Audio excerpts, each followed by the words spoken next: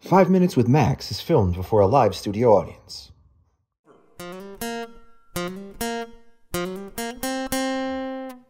What is up, Hill City Youth? Woo woo!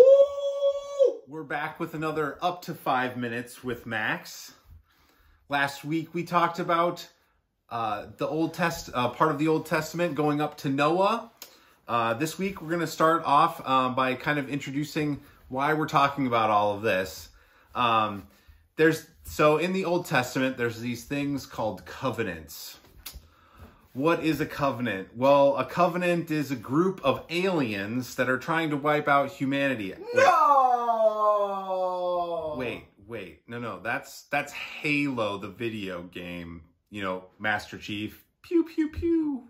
No? Lasers! Anyway, covenants are actually basically a promise from between two different parties. Like if I were to say, I promise that we're going to have fun when we return together in the fall. You know, it's not conditional. We're going to have fun, right? It's the same thing with God. So God has these promises in the Old Testament, much like the one we talked about last week, where he promises Noah that he would never destroy the world or humanity again like he did with the flood. When we look forward and we move forward from Noah, we are going to start to see some more of those. Now, we're going to go from Noah to his great grandson. How great was he? 9 greats. And his name was Abram. Now, Abram was a man who God called righteous in his faith and would listen to God in his walk. Abram, at one point, though, was struggling because he hadn't been able to bear any children with his wife, Sarai. Now, going forward, God says, hey, if you listen to me and you move forward to this new area and you move from where you're currently living, you uproot your family and you move, you will end up having a child. Now, so Abram, because he's righteous and he's faithful with God, picks up his family, uproots his family, and moves to a different area. And after doing so, God says, okay, you need to change. You've changed where you're living. You need to change your name. You're going to become a new person, essentially, is what's going on. So him and his wife become Abraham. You probably might have heard of him. I have. And Sarah. Now, they end up having a child. God then says he's going to promise that Abraham's children would rule land and become kings of a land.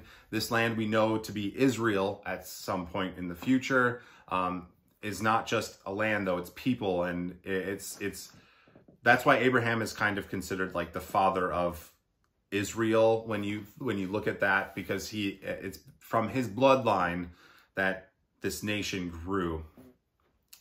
This was the covenant that God made with Abraham. Abraham uprooted his family. Abraham followed God righteously. He did whatever God had asked him to. And God said that you may not see it, but your family would become the rulers of these lands going forward in the future. Father Abraham had many sons. Many sons had Father Abraham. And then that's kind of what we're talking about, right? There's these promises that God gives that are unconditional, that he doesn't back down from. It's not like Abraham had to do this for it to happen. No, God said this was going to happen. We're going to get to more of these in the future. And it's important, these covenants, because God gives us this unconditional promise, much like, you guessed it, New Testament and Jesus.